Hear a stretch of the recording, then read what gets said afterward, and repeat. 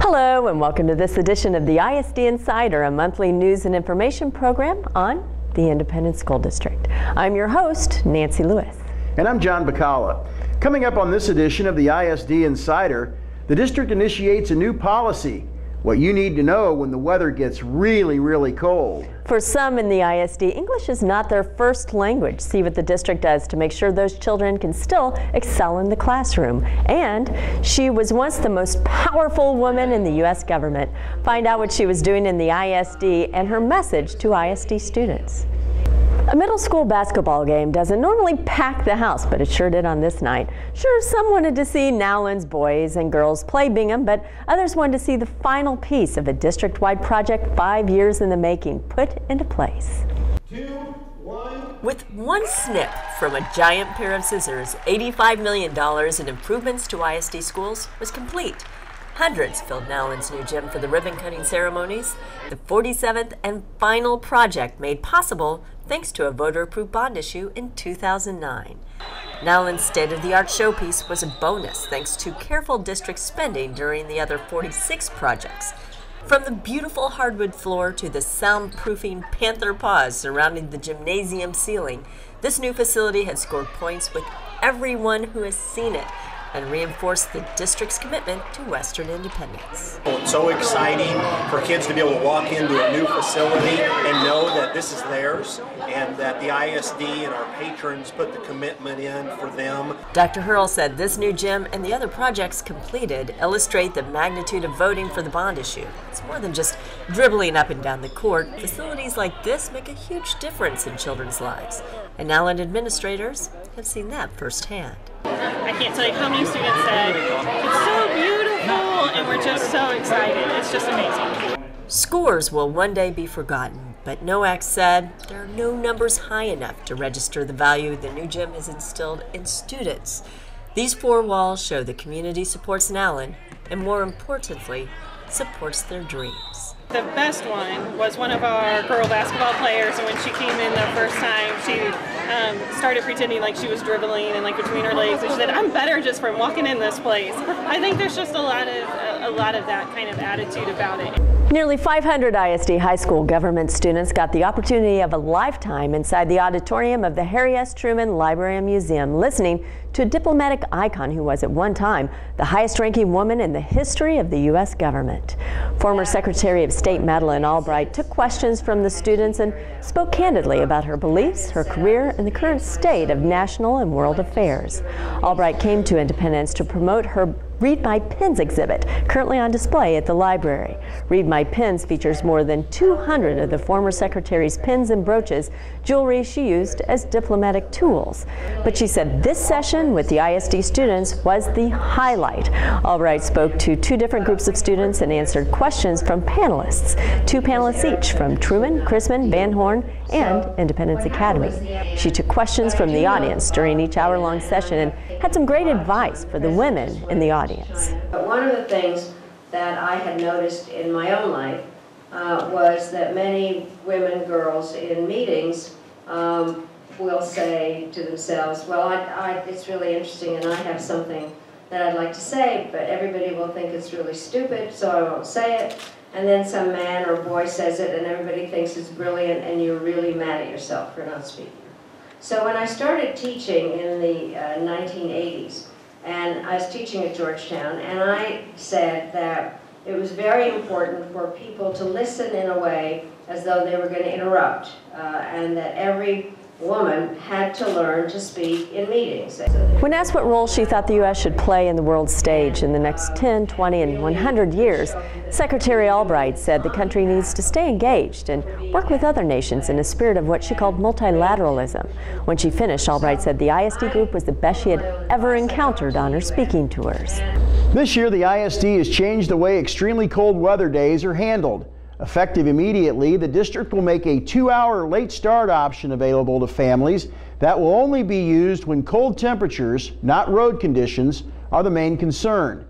Parent input played a significant role in the development of the initiative. Most preferred this option as opposed to canceling school for an entire day. Parents who drop off students can do so at the regular start time. Teachers and staff will be there, and those students can receive additional instruction. Late start information, like cancellation information, will be available through the media and via district phone call. If you'd like to read Dr. Hurl's letter to parents, go to the ISD website. Nearly 24 different languages are spoken throughout the ISD, making the educational process sometimes challenging for our English language learners or ELL students. But the district recently instituted a groundbreaking educational model, and it's working. Each weekday, a series of buses pull up in front of Nowlin after the middle school students have started class. Good morning, how are you? These are elementary students enrolled in the district's English Language Learner program, taking part in a new way of learning. We pull from grades 1 through 5 elementary ELL kids throughout the district, and each day a different English proficiency level comes to the ELL Center. So it's all 5 grades each day of the week, but different English proficiency level. How are you guys doing? In the past, teachers would travel from school to school and pull students out for 30 to 90 minutes each week. In this new model, started last year, students get a full day of learning each week. It's my weekly chore. Students are not only separated by grade, they're separated by English proficiency level. On this Monday, all students at the ELL Learning Center are at level 5, or a high level of English proficiency. I love it. I mean, I can't imagine any teacher that wouldn't want a classroom full of students that are at the same level. So if you have kids who are all functioning pretty highly, almost close to grade level, you can take those kids and get a lot done in the amount of time we're here. Or kids who are really struggling in the classroom, for example, maybe a level 2, they're given work that they can do. There's no excuses. There's not much copying going on because everybody's at the same level. So lessons are structured for success for each student. It's something they can do. So I love it.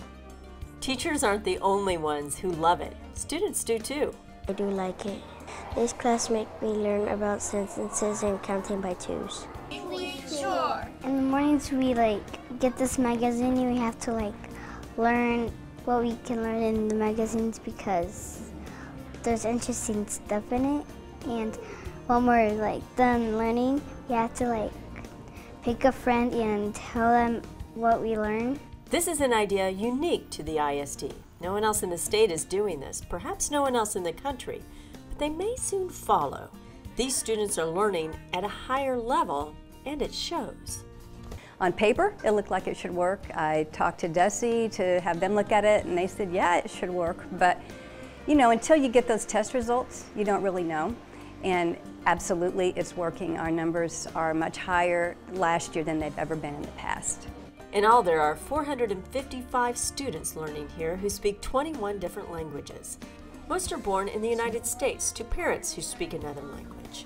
All are getting a chance to advance a wide set of skills, for example, math, reading, and writing, And she has a big mess. while becoming fluent in English. This special place on the 3rd floor of Nowlin Middle School is giving them a chance to shine, succeed, and set the pace for others in their families.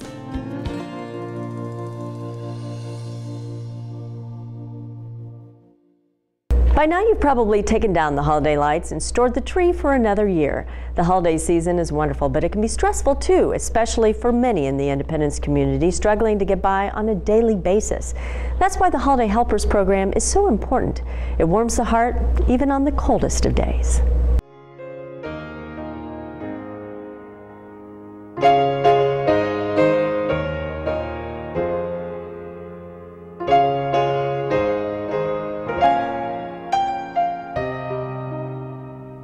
For most of us, the holiday season brings images of warm family gatherings, stuffed stockings, and bountiful meals.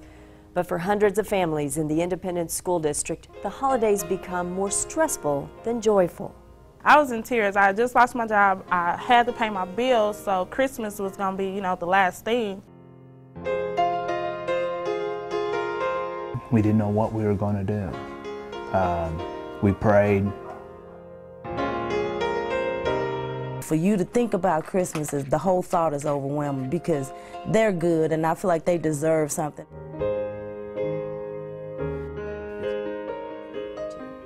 Holiday Helpers is aimed at families in the district not served by other existing holiday assistance programs. Most of those families have jobs but simply don't have any money left over at the end of the month for extras like presents for their children or a holiday meal. I can't imagine as a parent myself the thought of going into the holiday season, one, possibly not having any gift for your child, but even more importantly, worrying about whether they're even going to be able to feed their child over the holiday season. So it's a big thing. Holiday Helpers gives parents a peace of mind and children a holiday to remember. I called the school, and for the school to say, yeah, we'll help you, I was just like, thank you, Lord, thank you, Lord. But Holiday Helpers doesn't stop there. In the past, families stayed at home and waited for their presents to be delivered. Now, parents are given the opportunity to receive holiday assistance by paying it forward, volunteering in the schools, or giving back to the community in a way that promotes education. I spend a lot of time in the library, sorting and shelving books. I've helped the teachers with copying and laminating class projects, things like that. I've spent time reading with some of the students. When it's their turn to read, they have to actually read a book to me. Beth Domansky started volunteering just to be a part of Holiday Helpers. Now she comes to the school to help whenever she can. If they're going to help me, I want to help whatever way I can, just to put in my effort. Asia Townsend says the volunteering has helped her get more involved in her children's education and makes her feel proud of herself. If you just give me something, I would rather for me to earn it, you know, let me give back instead of you just handing it to me and I'm sitting on my butt not doing anything for it. You know, I'd rather earn it. In return, parents get to go shopping themselves. Unlike other holiday programs, Holiday Helpers now allows parents to be more engaged by choosing their own gifts. I think all of us have a desire to give, and all of us have a desire and a need to receive, that we are meant to be able to offer each other support in a variety of ways. And so for any kind of program that only allows a family member or a person to do one of the other, it is incomplete. And so for us, this program allows a parent to give and receive, and then to give again to their own families in a way that is from them, from what they know about their kids deeply. By investing in Holiday Helpers, you become a helper too. Holiday Helpers creates a circle of giving in our community that continues well beyond the holiday season. Your tax-deductible donation goes directly toward purchasing gift and grocery cards for participating families. You are helping the local economy, helping schools in the community by providing needed volunteers, helping parents feel pride in giving back, and helping children have a happy holiday season. We see them every day, but we don't always know exactly what's going on in their lives. And no one wants to go into the holiday season, whether you're an adult or a child, wanting. And it definitely benefits kids because everyone wants a Christmas. Your donation will end with smiling faces like these, making the season bright for children and families district-wide.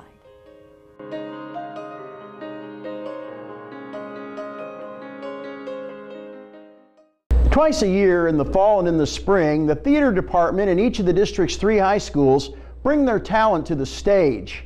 For Truman, the fall musical was Carousel, but for the actors, their greatest thrill might have come while in a classroom before rehearsal, when they got a chance to talk to one of the original stars of the production.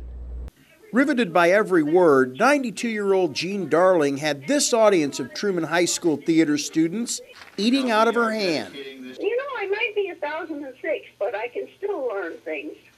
So don't give up hope. And don't look at people and think they're old, because they're not. And you know what? You feel just the same inside. I'm still, I'm still about 32 inside. And I'm only 6 years old mentally.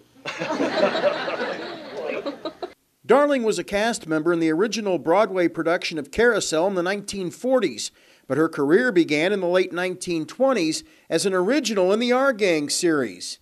She reminisced about what it was like getting her education on sound stages and movie sets. There was always a teacher on the set. You did your regular curriculum. in wherever you were, but it was the same thing as you would have done in the public schools, but it was done in the professional children's school. Truman theater teacher Ron Meyer became friends with Darling years ago. They talk about once a month, and he says the Broadway and vaudeville star is like a grandmother to him.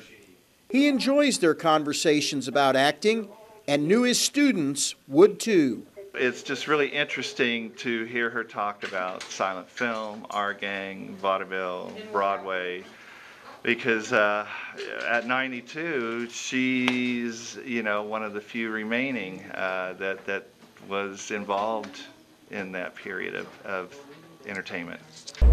While the calendar says winter, spring isn't far off, and snowballs will be replaced with baseballs. It's every young baseball player's dream to play in the big league park, and you can make that dream come true for William Chrisman and Van Horn. It's a real possibility, or should I say royal possibility, for the Bears and Falcons if each school's baseball program can sell 1,000 Royals ticket vouchers. If that happens, Chrisman and Van Horn will take the field at Kauffman Stadium Saturday, April 11th at 9 a.m. The vouchers are good for almost every game on the American League champion Royals schedule, but some restrictions do apply, and the vouchers are in some cases less than half the price of the actual game day ticket. It's a fundraiser for both schools' baseball programs. Go to the district's website, www.isdschools.org, for more details. It was quite the unexpected surprise for Truman volleyball standout Lexi Hart. Hart won the Evelyn Gates Award, given to the top high school volleyball player in Kansas City, becoming the first junior to win the award in its 11-year history.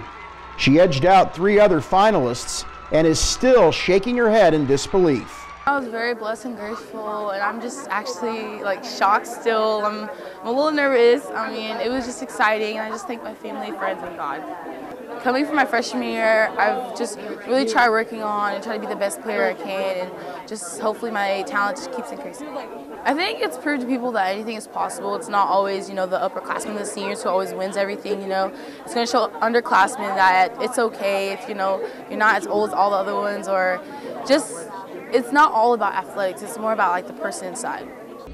KMBC 9's Karen Kornacki made the announcement inside Truman High School's auditorium. The Gates Award embodies skill, spirit, and sportsmanship and will be on display at the high school for the next year. The Truman Athletic Department also received $500 from the award committee. Gates was a pioneer in women's sports in the Kansas City area.